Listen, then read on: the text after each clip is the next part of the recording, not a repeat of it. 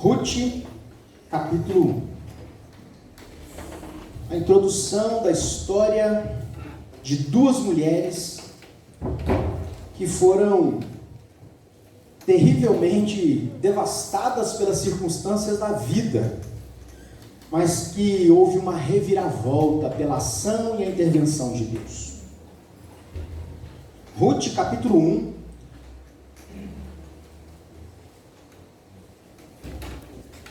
Estaremos lendo, e eu peço que os irmãos acompanhem, todo o capítulo 1 do livro de Ruth.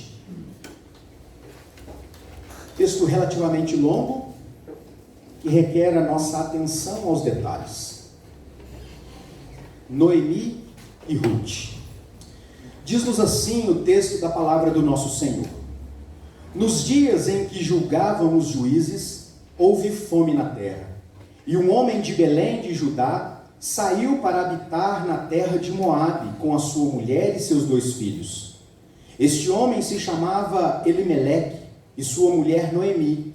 Os filhos se chamavam Malom e Quilom, efrateus de Belém de Judá. Vieram à terra de Moabe e ficaram ali. Morreu Elimeleque, marido de Noemi, e ficou ela com seus 2 filhos, os quais casaram com mulheres moabitas. Era o nome de uma Ofra e o nome de outra Ruth, e ficaram ali quase 10 anos. Morreram também ambos, Malom e Quiliom, ficando assim a mulher desamparada de seus 2 filhos e de seu marido. Então se dispôs ela com as suas noras e voltou para a terra de Moabe, porquanto nesta ouviu que o Senhor se lembrara do seu povo, dando-lhe pão. Saiu, pois, ela com as suas 2 noras do lugar onde estiveram, e indo elas caminhando de volta para a terra de Judá, disse-lhes Noemi: Ide, voltai uma para a casa de sua mãe, e o Senhor use convosco de benevolência, como vós usastes com os que morreram e comigo. O Senhor vos dê que sejais felizes, cada uma em sua casa de seu marido. E beijou-as. Elas, porém, choravam em alta voz, e lhe disseram: Não, iremos contigo ao teu povo. Porém Noemi disse: Voltai, minhas filhas, por que ireis comigo? Tenho eu ainda no ventre filhos para que vos sejam por maridos? Tornai, filhas minhas, ide-vos embora, porque sou velha demais para ter marido. Ainda quanto a eu disseste, tenho esperança, ou ainda que esta noite tivesse marido e houvesse filhos. Esperá-lo-ias até que viessem a ser grandes? Abster-vos-ias de tomardes marido? Não, filhas minhas, porque por vossa causa a mim me amarga o ter o Senhor descarregado contra mim a sua mão. Então de novo choraram em alta voz. Ofra, com um beijo, se despediu da sua sogra, porém Ruth se apegou a ela. Disse Noemi: Eis que a tua cunhada voltou para o seu povo e os seus deuses.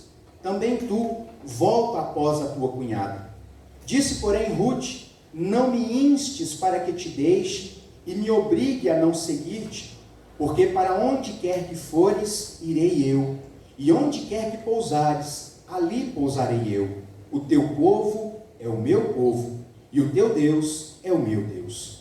Onde quer que morreres, morrerei eu, e aí serei sepultado.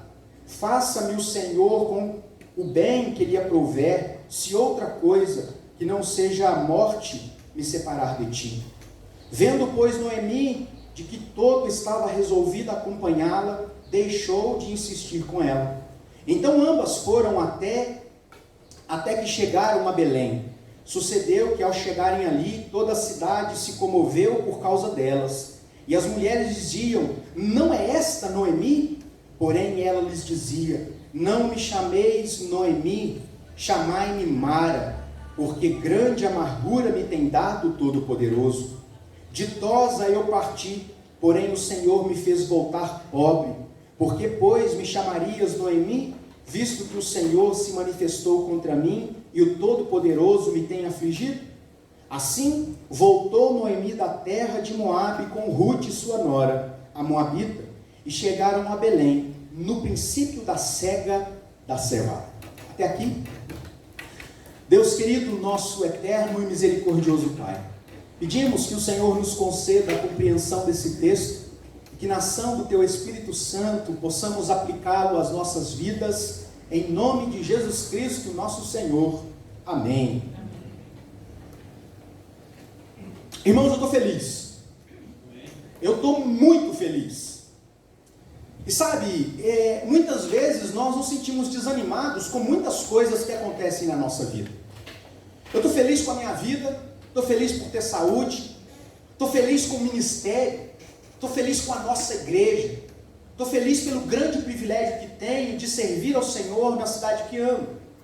Apesar das dificuldades que enfrentamos, apesar das oposições, das divergências, apesar de muitas vezes estarmos desanimados e termos que conviver com o desânimo das outras pessoas, eu preciso dizer que estou feliz. E sabe, irmãos, esta felicidade que hoje transborda da minha vida decorre da ação de Deus na minha vida nessa última semana, ao ler e estudar o belo livro de Ruth. Ruth é do tipo do livro que você começa lendo e não consegue parar de ler. Quero aqui fazer uma alusão a experiências que tivemos quando ainda éramos jovens casados, eu e Fernando. A nossa geração compartilhou de muita comunhão, quando éramos adolescentes, jovens, quando casamos. E eu me lembro, a Vanessa está aqui, PH está lá atrás, eles vão se lembrar disso quando ainda moravam ali, perto do resfriador. Nós éramos jovens casados, ainda não tínhamos filhos, morávamos próximos a eles ali, e nós íamos na casa uns dos outros, e eu me lembro de ir com a Fernanda na casa do PH, para a gente assistir série. Que Netflix, que nada, naquela época era DVD, e o PH tinha DVD, e tinha, eu acho que cedido de algum parente lá de Paraíso, a série do Dr. House. Ei, irmãos, quem já assistiu o Dr. House? E a gente ia para lá, eu e Fernanda sentávamos na sala, a Vanessa preparava pipoca, tinha refrigerante, tudo que a gente gosta. Pessoas amadas e amáveis, uma boa coisa para entreter e comida. A crente gosta de comida. Beber a gente não bebe, mas comer, a gente come. E eu me lembro que a gente ia lá combinado de casa. A série durava 40 e poucos até 50 minutos. A gente vai para assistir um episódio. Madrugada era pouco. Acabava um episódio e a gente ficava, acho que só mais um dá, né? Só mais um. Ia lá, a gente punha a seguir. Terminava o outro, e aí o House ele começava a história, mas na maioria das vezes terminava dentro do mesmo episódio. Mas às vezes continuava e a gente ficava, só mais esse. Prometemos, acabava a pipoca, acabava o refrigerante, acabava o sono. E se a gente não interrompesse aquilo, a gente maratonava. E sabe o que eu lembrei, irmãos? Que muitas vezes, quando temos contato com algo interessante que nos chama a atenção, a gente quer muito para a vida e nós queríamos ficar ali assistindo Dr. House. E eu comecei a ler Ruth, apenas o primeiro capítulo, e verso após verso eu fui levado, como quase que se fosse um Ruthflix. Eu maratonei Ruth, eu terminei de ler e comecei de novo. Eu preciso me ater aos detalhes, irmãos, e a minha esperança nessa manhã é que, em alguma medida, ainda que tenhamos lido apenas o capítulo 1, você saia daqui feliz com Jesus. Porque é isso que a gente vê aqui na história de Ruth. Porque sabe, irmãos, humanamente falando, a nossa vida não é um conto de fadas. A nossa vida nem sempre ao longo do processo tem um desfecho feliz para todas as situações que nós enfrentamos. Existem dificuldades que duram mais tempo do que nós gostaríamos que durasse.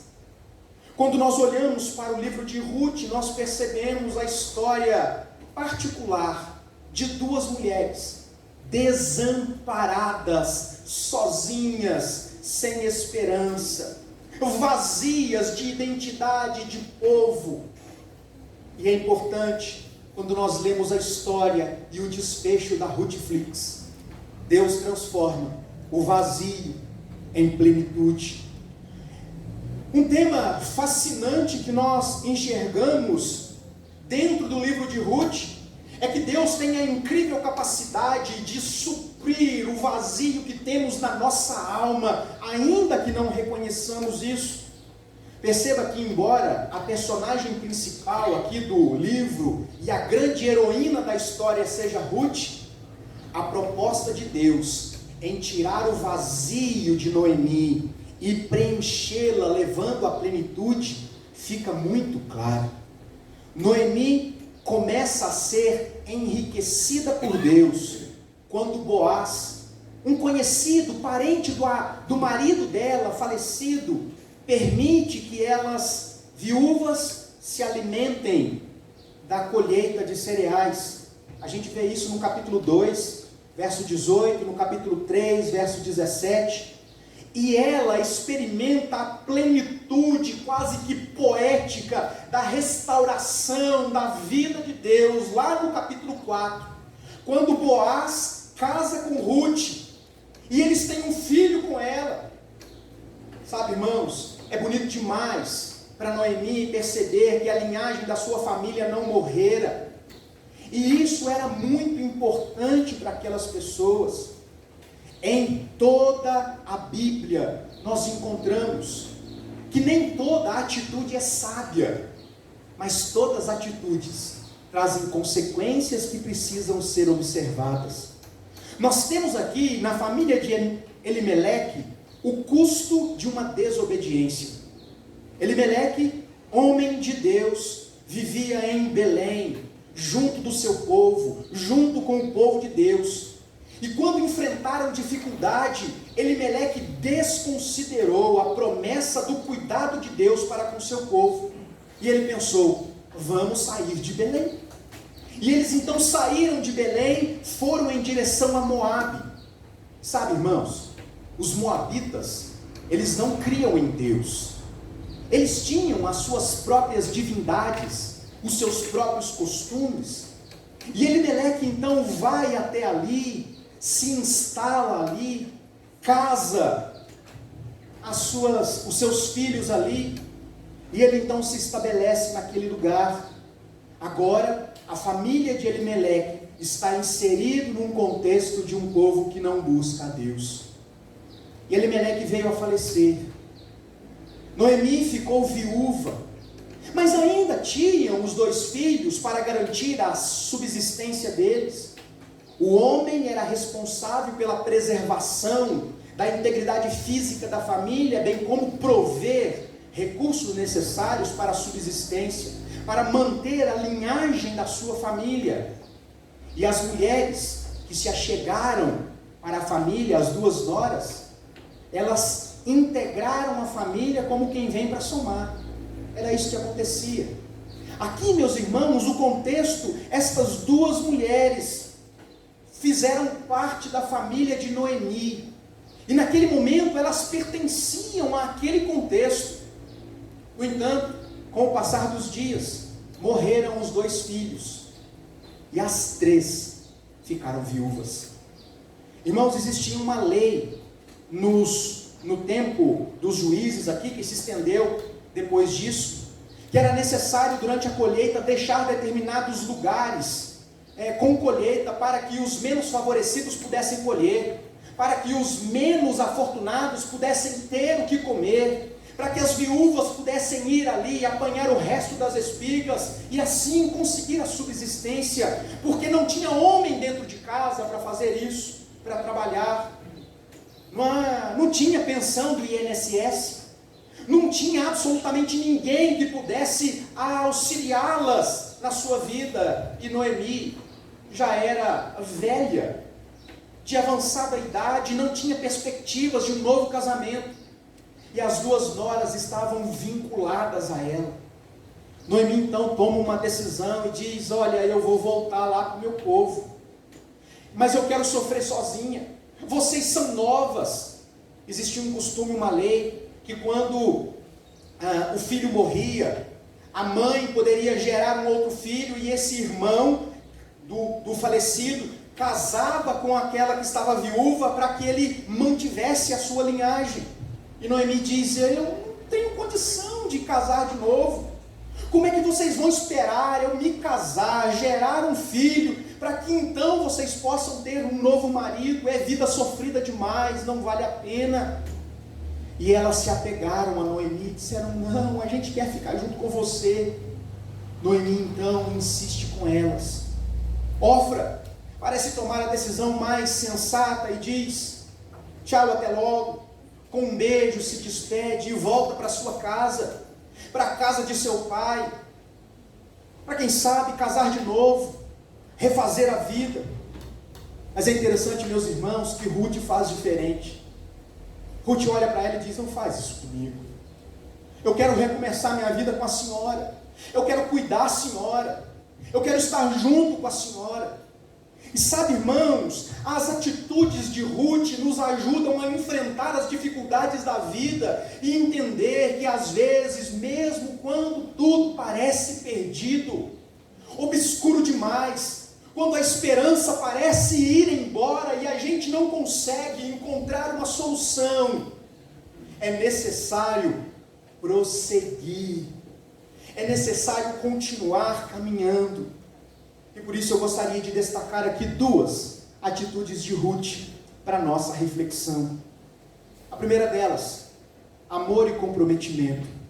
Verso 16, acompanhe comigo a leitura do texto.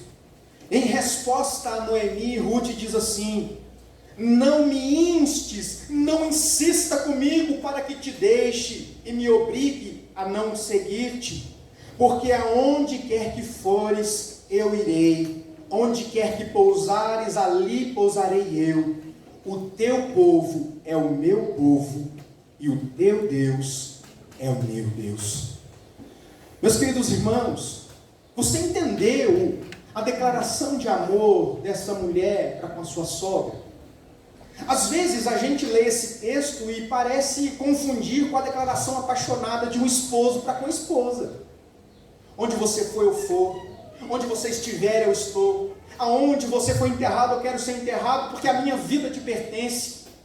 Mas aqui não é um diálogo romântico entre homem e mulher, mas o diálogo de amor e comprometimento da nora para com sua sogra. Hoje em dia, o relacionamento entre nora, ou noras e sogra, tem sido muito contestado em muitos lugares, irmãos. Ruth nos ensina lições importantes a respeito das pessoas que Deus coloca na nossa vida. Esta atitude de Ruth nos demonstra que ela não apenas amava a sua sogra, mas havia compreendido o sentido de seguir ao Deus, que pode ser definido como amor, porque a Bíblia diz: Deus é amor. Quando nós olhamos para a declaração de Ruth, nós percebemos que a salvação de Deus alcançou aquela moabita. E ela diz: o teu povo é o meu povo, e o seu Deus é o meu Deus. Ruth faz menção de ter Yahvé como seu Deus naquele momento, não quando elas chegassem em Belém. E por causa disso, Ruth foi capaz de exprimir amor e comprometimento. Sabe por que eu me referi a amor como sendo uma atitude? Porque nós precisamos entender que amor não é só sentimento. Amor é escolha. Amor é atitude. Amor nos leva a tomar decisões concretas que explicam o sentimento que temos no coração. A Bíblia diz que Deus é amor. A Bíblia diz que Deus nos amou. A Bíblia diz que Deus se entregou, que Deus nos salvou. O amor de Deus não é um amor passivo, mas um amor que age. O amor de Deus que nos constrange é um amor que entra no nosso coração e provoca necessariamente atitudes que demonstram o seu amor na nossa vida. Por isso, irmãos, nós precisamos aprender com a atitude de amar, com a escolha de amar, que esta escolha, que esse amor que brota no nosso coração, seja pelas pessoas à nossa volta e em primeiro lugar para com Deus, deve nos levar a tomar atitudes concretas em relação à nossa vida. É necessário prosseguir, é necessário olhar para frente, é necessário alimentar esperança. Ou nós escolhemos viver murmurando, ou decidimos, como Ruth, em amor e por amor, seguir adiante. Paulo, diante de um contexto difícil, onde as suas memórias davam conta de que ele havia cometido atrocidades contra a igreja, ele declara: esquecendo-me das coisas que para trás ficam, eu prossigo para o alvo. É necessário prosseguir.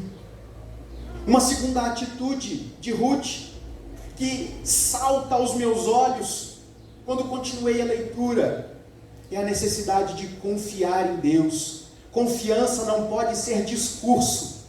Mais uma vez, confiança é atitude, irmãos. Porque muitas vezes dizemos que confiamos em Deus, mas vivemos pesarosos, com medo do futuro. Quando a gente olha para Ruth, a nossa Ruthflix, no capítulo 2, convido você, abre aí, vamos ler mais alguns versos. Capítulo 2, versos 8 a 12, nós percebemos que Ruth tomou uma atitude de confiar no cuidado de Deus. E o texto diz assim: então disse Boaz a Ruth: ouve, filha minha, não vás colher em outro campo, nem tampouco passes daqui, porém aqui ficarás com as minhas servas, estarás atenta ao campo que cegarem e irás após elas. Não dei ordem aos servos para que não te toquem? Quando tiveres sede, vai às vasilhas e bebe do que os servos tiraram. Então ela, inclinando-se rosto em terra, lhe disse: como é que me favoreces e fazes caso de mim, sendo eu estrangeira? Respondeu-lhe Boaz e disse: bem me contaram tudo quanto fizeste a tua sogra, depois da morte de teu marido, e como deixaste o teu pai, a tua mãe e a terra onde nasceste, e viera para um povo que dantes não conhecia. Irmãos, Noemi tem como significado feliz, radiante. Noemi, então, que antes fora próspera, feliz e radiante, vai para Moabe. E vem então o juízo de Deus para com a desobediência do povo. E ela então volta como Mara, aquela que é amargurada de alma. Mas apesar de não terem esperança, apesar de muitas vezes as circunstâncias atentarem contra a esperança daquelas duas viúvas, Ruth disse: é com você que eu quero recomeçar, porque o seu Deus é o meu Deus. Onde quer que você for, eu irei também. O povo se alegrou com a volta de Noemi, e embora ela estivesse amargurada, Ruth estava decidida a não se conformar.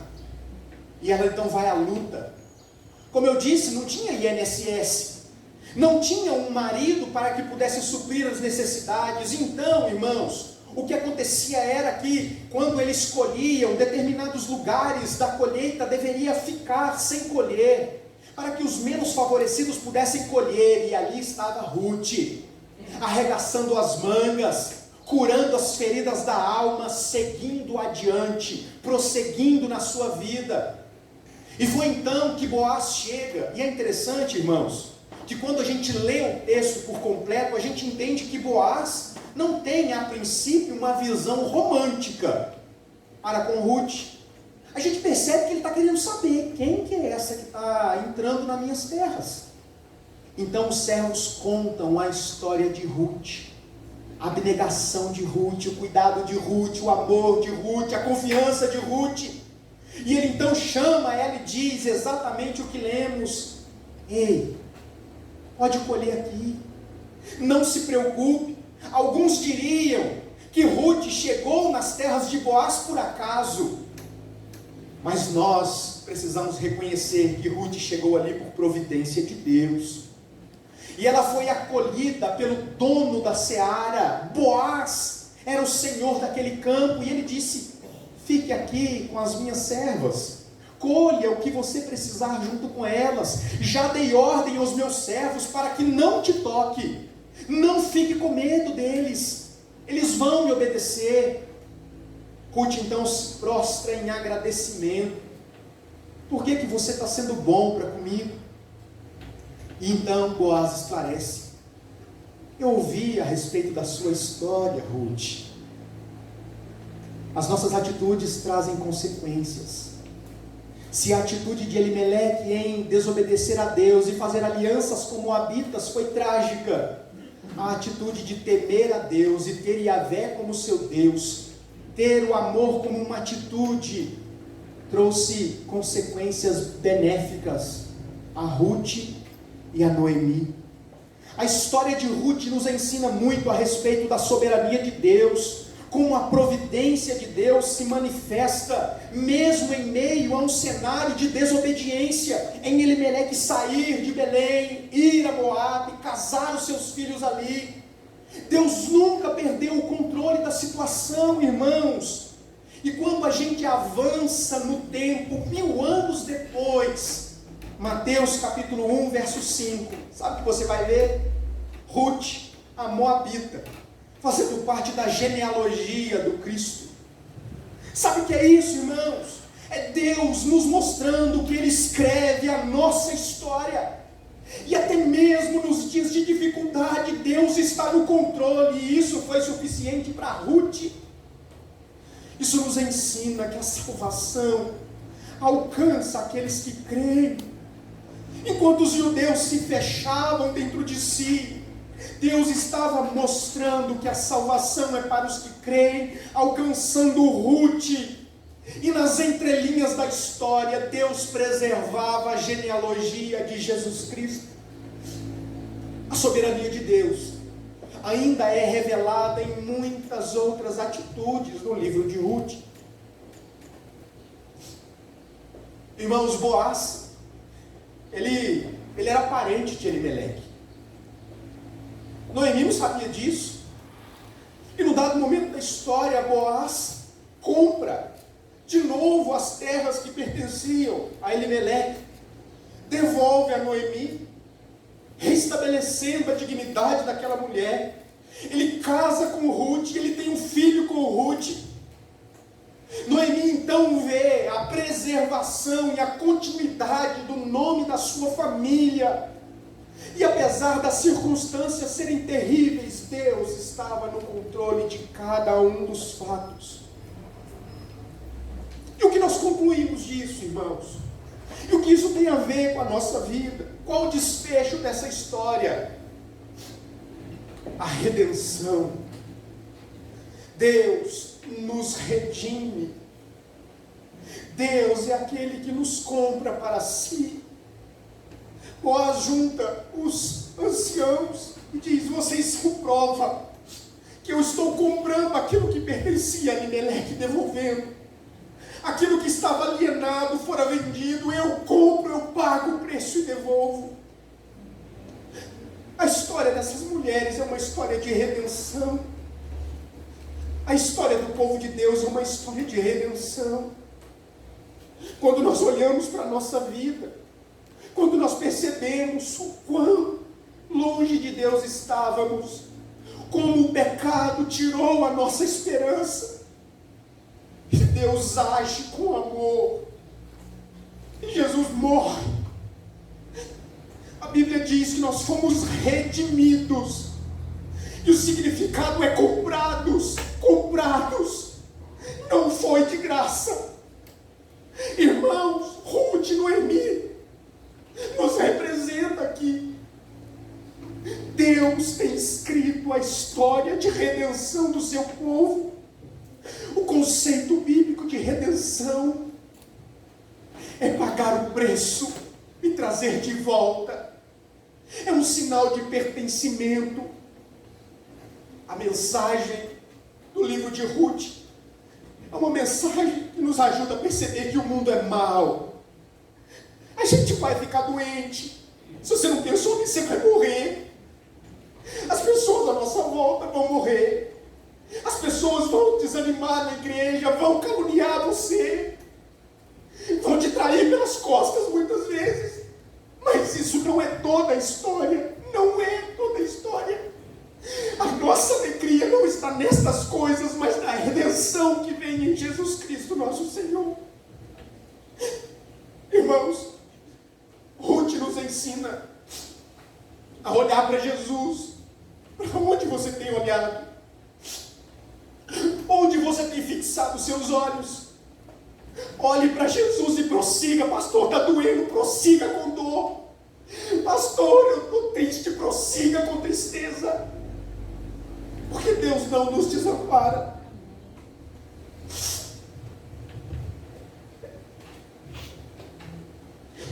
Eu quero concluir aqui com as palavras do apóstolo Paulo, em Romanos capítulo 8,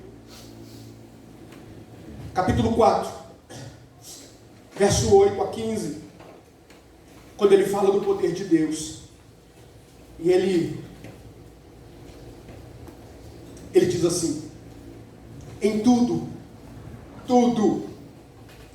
somos atribulados, porém não angustiados, perplexos, porém não desanimados, perseguidos, porém não desamparados, abatidos, porém não destruídos, levando sempre no corpo o morrer de Jesus, para que também a sua vida se manifeste em nosso corpo, porque nós que vivemos somos sempre entregues à morte por causa de Jesus, para que também a vida de Jesus se manifeste em nossa carne mortal. De modo que em nós opera a morte, mas em vós, na igreja, opera a vida.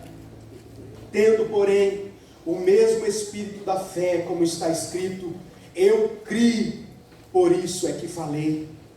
Também nós cremos, por isso também falamos, sabendo que aquele que ressuscitou a Jesus Cristo também nos ressuscitará com Jesus e nos apresentará convosco, porque todas as coisas existem por amor de nós, para que a graça, multiplicando-se, torne abundante as ações de graças. Multiplicando-se, torne abundante as ações de graças, por meio de muitos, para a glória de Deus. Nós somos desanimados, atribulados, mas nunca destruídos, nunca desamparados. Meu querido irmão, que nós possamos entender que a nossa vida nem sempre será um mar de flores, que as dificuldades existem, mas olhe para Jesus, tome as atitudes que Ruth teve, e eu tenho certeza que o Deus, que foi o Deus de Ruth, que é o nosso Deus, há de trazer paz ao nosso coração e contentamento. Contentamento não é alegria por aquilo que Deus pode dar, mas contentamento é gratidão por aquilo que Deus me deu, e a certeza de que aquilo que eu tenho hoje é tudo que eu preciso para ser feliz e para ter paz. Vamos orar. Querido Deus, nós te agradecemos, Pai, porque a Tua palavra fala ao nosso coração de forma poderosa. Ó Deus, eu te louvo, porque apesar de sermos pecadores, o Senhor nos alcança, e o Senhor, ó Deus, trata o nosso coração, e o Senhor nos anima, e o Senhor nos encoraja, e nós te louvamos por isso, Deus.